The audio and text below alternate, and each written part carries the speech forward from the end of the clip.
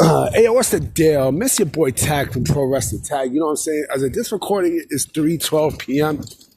You know what I mean? January 8th, 2025. You know what I mean? And I'm just here chilling. I'm killing some time. I'm actually heading out to Westchester in a bit. You know what I'm saying? So right now, I'm just walking around Fort Greene Park, just chilling like a motherfucker. You know what I'm saying? And so.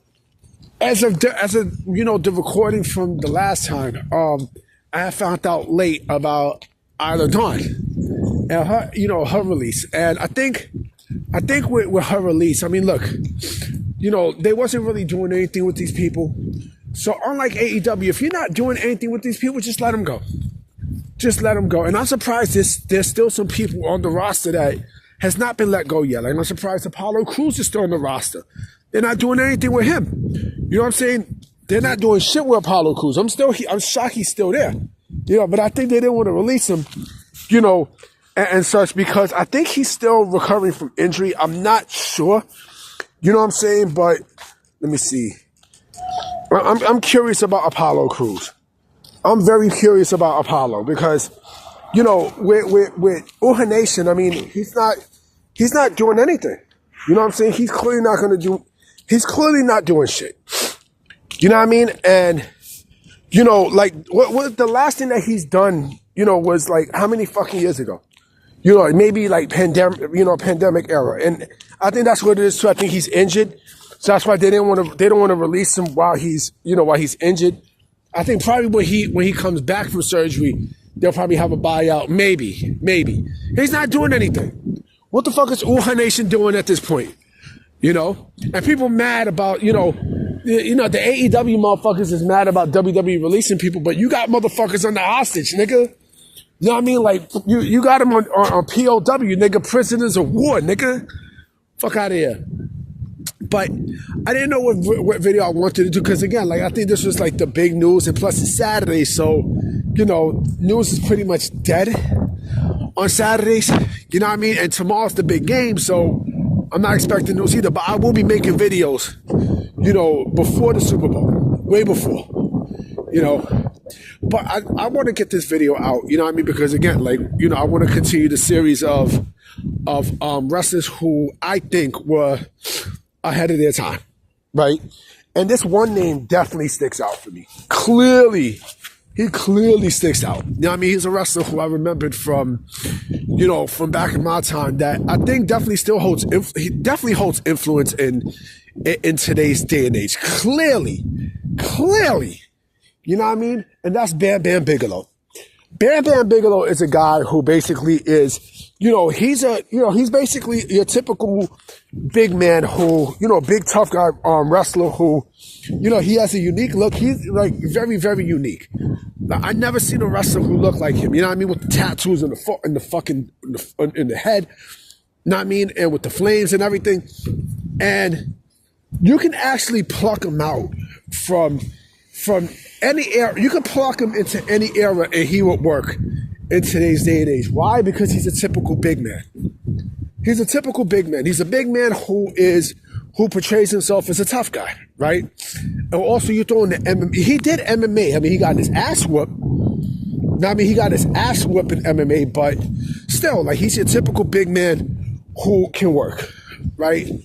And I am, he wound up, like his original stint in WWE the first time in the World Wrestling Federation was decent, but he wasn't going to be like anything major, but then again, I heard that he had backstage issues. That's what I heard, that he had some backstage issues with Andre the Giant, and that's why he didn't come back, and they did want to bring him back, because I think he went to Japan, right? And, he definitely had a great stint in Japan. I think if I'm not mistaken, I think him and Vader were tag team champions. I think, and then he matured. And then he wound up coming back to WWF in '94. Now, I mean, in 1994, I remember that match between him and Tatanka. That shit was funny at the Royal Rumble when Tatanka was doing his rain dance, and then Bam Bam caught him with the fucking bicycle kick, boom, right in the back of his dome, and then he started doing the rain dance as a mock. You know what I mean? So I remember that shit clearly. But he matured. But I think, you know, if it wasn't for the click, I think he would have went. His career would have went even further. You know, his best highlights was hands down. You know, of his career was hands down his ECW run. Definitely, without a shadow of a doubt, ECW when he was I think he was ECW world champion. Yeah, he was. And you know, that match with him and Taz, boy, oof. You know what I mean? Like when I forgot what pay-per-view it was, but you know, I think it was November to Remember. I'm not absolutely sure, but you know, when Taz caught him with his submission to Kata Hajime, and then you know, Bam Bam went back, boom, and then there was a hole. They made a hole in the ring. Now I mean, I ain't never seen no shit like that before. He came up, he lift up Taz for the pin. Boom, 1, 2, 3. He became ECW champion.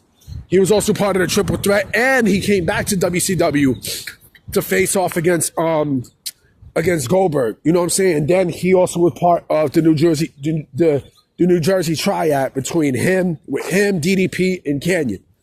You know what I mean? And oh man, look at this dead squirrel. Oh man. Yeah, I'm walking by, I see a dead squirrel, like damn. Anyway, walking by Fort Greene Parkway. I'm so like disgusted. But anyway, yeah. So you know, it's unfortunate he passed because I think he could have had a great, you know, he could have added more to his career. You know what I mean? And look, there are a lot of big men now because of him who are athletic. You know, one person I think about is Bronson Reed. Bronson Reed reminds me definitely of Bam Bam Bigelow. Clearly. You know, another person who also reminded me of Bam Bam Bigelow at that time too was what's this dude name? Mabel, Big Daddy V, Nelson Frazier.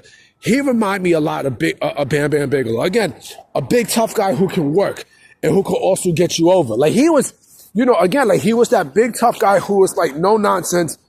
You know, he'll fuck you up. You know what I'm saying? He'll fuck you up in the ring. You know, and bam, I mean, you know, and mind you, he had some wicked ring attire too. The flames and everything else, like, you can't beat that. Like, it's one of a kind. You know what I'm saying? And plus, remember, he could also do a backflip too. He could also do a backflip off the top rope.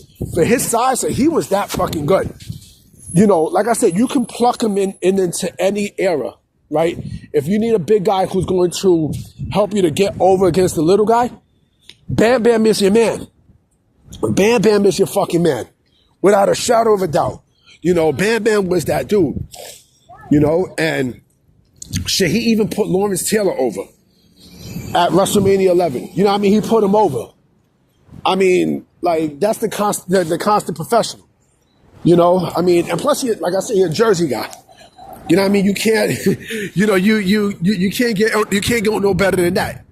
You know what I mean? And yeah, I'm not chatting Jersey. I'm from Brooklyn. You know what I mean? Born and raised BK all day. You know what I mean? Brooknom's finest. I'm not really Brooknom's finest, but to you motherfuckers in the IWC, I am Brooklyn's finest, bitch. You know what I'm saying? But yeah, I mean, you know, that's just my take though. Like I think if you pluck him anywhere, you know, if you pluck him in any, and mind you, imagine this was the Ruthless Aggression era. Oh, he would have been over. He would have been completely over. Because again, like he represented that dominant big man that can get over.